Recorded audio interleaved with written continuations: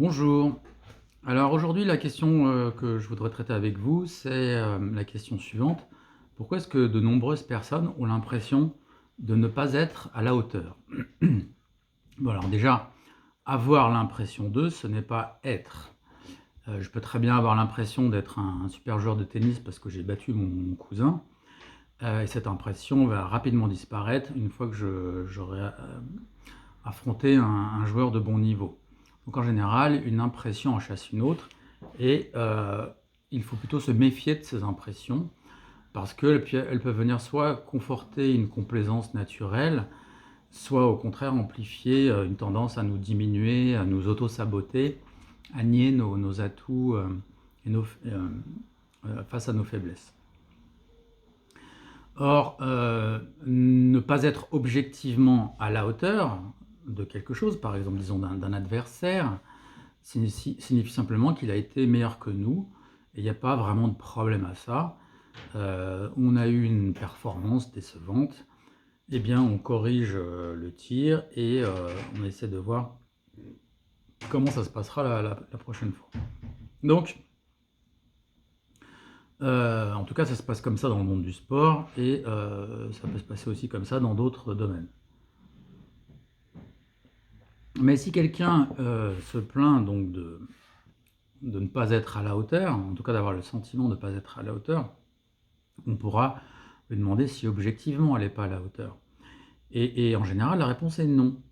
Parce que la personne n'a pas de raison objective d'avoir cette impression, et tout concourt à dire qu'elle a les compétences, elle a les qualités pour être là où elle est.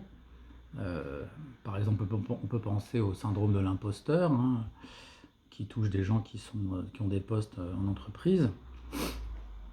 Donc, c'est plutôt un problème de représentation déficiente de soi-même. Et on peut tout de suite poser la question, mais à la hauteur de quoi tu n'es pas? En général, ce qu'on appelle hauteur, c'est une métaphore qui veut dire une représentation désirée que l'on a d'une situation dans le futur. Autrement dit, une attente, un objectif, un désir ou une ambition. Donc pour savoir si effectivement on n'est pas à la hauteur, eh bien, il faut se poser plusieurs questions. La première, est-ce que les attentes ont été clairement formulées? Souvent, ce n'est pas le cas. Souvent, les attentes qui sont formulées sont confuses, subjectives ou ambiguës. Si par exemple votre chef vous dit j'attends de toi que tu sois irréprochable, qu'est-ce que ça veut dire? Est-ce qu'il veut qu'on atteigne des résultats, qu'on fasse un travail de qualité, même si on n'est pas dans les délais? Ou est-ce que c'est l'inverse? Est-ce qu'il veut que personne ne se plaigne de nous? Et qu'est-ce qui se passe si notre travail dépend de quelqu'un d'autre et que ce quelqu'un d'autre fait mal à son travail? Est-ce qu'on doit se plaindre et donc faire des vagues, ou au contraire, on ne fait pas de vagues et on se tait? Donc, toutes ces questions sont laissées en suspens, ça génère de l'incertitude, et c'est en général cette incertitude qui est source d'angoisse et va faire naître le sentiment de ne pas être à la hauteur, ou en tout cas l'amplifier dans ce cas-là. On peut aussi se demander, est-ce que les attentes sont légitimes?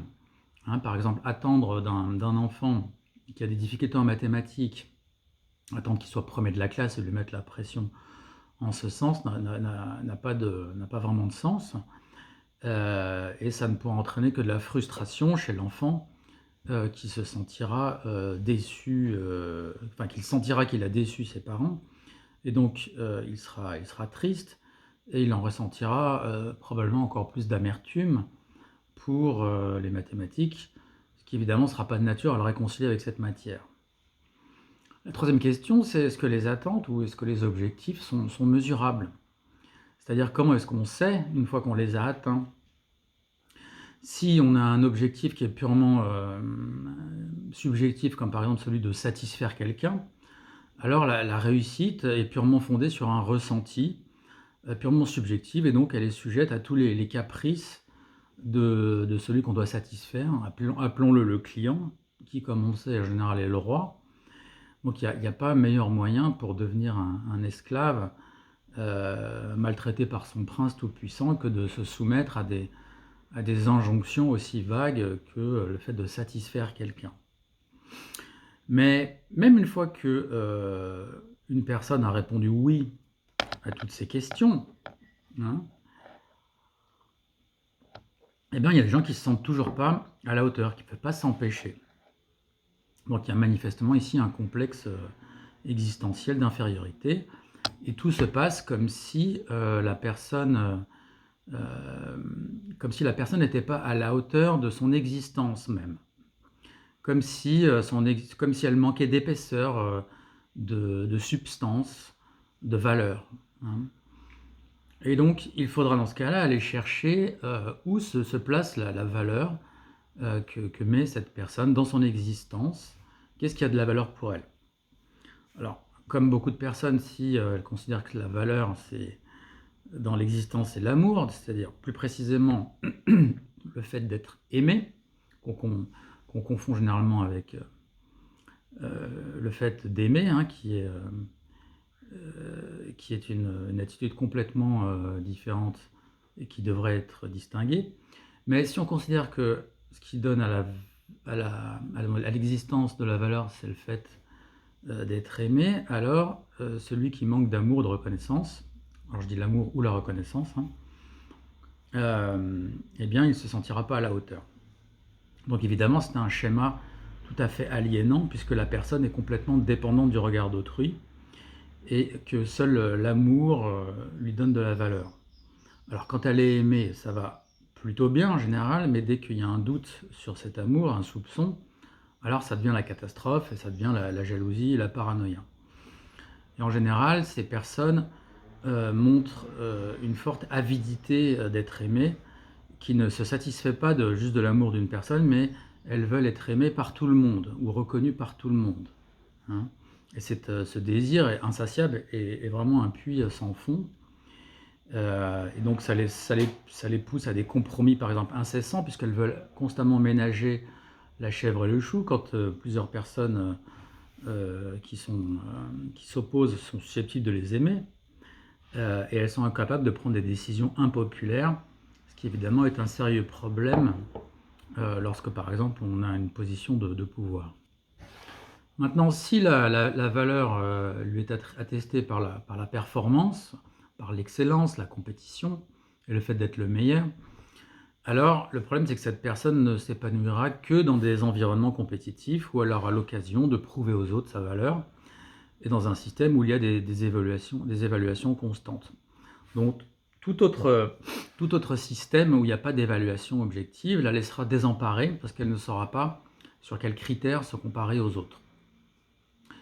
En plus, l'autre problème, c'est qu'on ne peut pas réussir à tous les concours, donc nécessairement, elle va être aussi perdante dans certaines compétitions.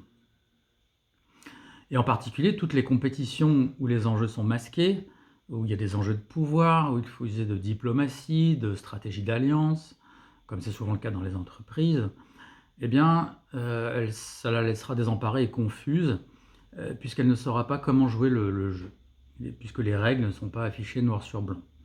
Donc encore une fois, elle se sentira mal à l'aise et pas à sa place et probablement pas à la hauteur. Pour d'autres personnes qui placent la valeur de leur existence dans l'exercice du pouvoir, et notamment d'un pouvoir sur les autres, eh bien, évidemment, elles se sentiront inférieures à chaque fois qu'elles n'auront pas l'occasion d'exercer ce pouvoir.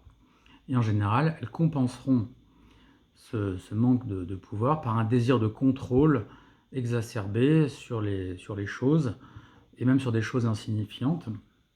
Par exemple, elles feront de la rétention d'informations, elles accroîtront leur pouvoir de nuisance en étant par exemple procéduriers, redresseurs de tort, hypercritiques envers leurs proches, ou en pinaillant sur le moindre mot afin de toujours avoir raison envers les autres dans les discussions.